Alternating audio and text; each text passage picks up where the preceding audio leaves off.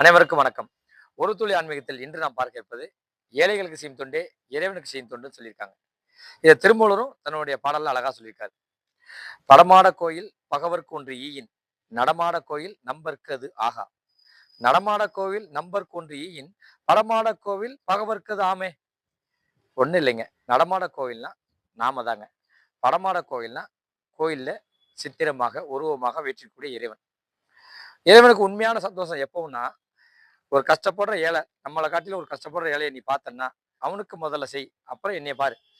இதைத்தான் படமாட கோயில் பகவர்க்கு ஒன்று ஈயின், நடமாட கோயில் நம்பர்க்கது ஆகா. எனக்கு செய்யறது நீ அவனுக்கு செய்யாம விட்டுட்டு எனக்கு செஞ்சா அது அவனுக்கு போய் சேராது.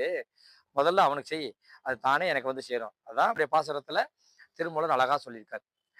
எனவே ஏழைகளுக்கு தொண்டு செய்வோம், நிறைவான வாழ்க்கை வாழ்வோம். நன்றி, வணக்கம். நாளை மற்றும் ஒரு ஆன்மீக துளி சந்திக்கலாம்.